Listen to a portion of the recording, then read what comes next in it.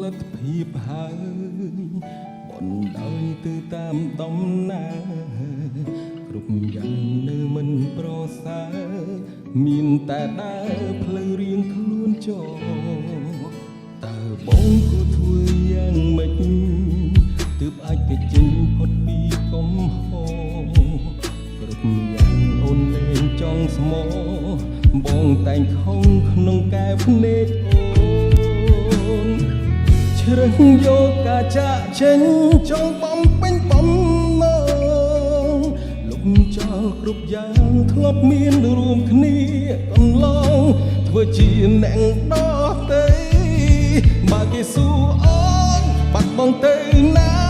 ប្រាប់គេចោលថាបងសាបើមានអ្នកថ្មីបងអាក្រក់មិនសមនឹងល្អដូចថ្លៃគេជប់សង្ស័យដេញដល់ទៀតហើយនៅពេលគ្មានបងលៀងធន់ថមនុស្សគួរឲ្យស្អប់អ្នកនេះមិនរងខាតទៀតឡើយសង្ឃឹមការចាក់ចេញបងអាចធ្វើឲ្យអូនរីករាយនឹងមានអារម្មណ៍អវិញ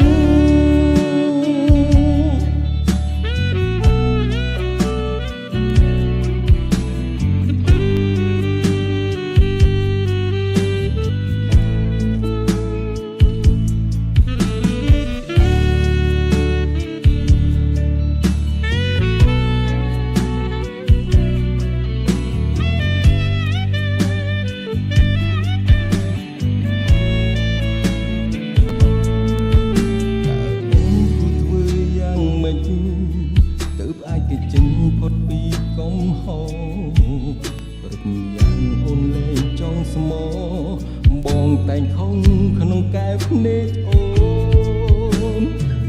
ជ្រើសយកការចាក់ចេញចង់បំពេញបំណង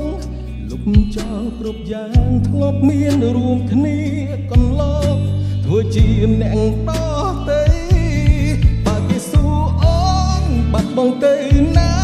ប្រាប់គេចោលថាបងសាបើមានអ្នកថ្មីបងអាក្រក់មិនសមនឹងល្អដូចថ្លៃគេជប់សង្ស័យដេញដល់ទៀតហើយនៅពេលគ្មាន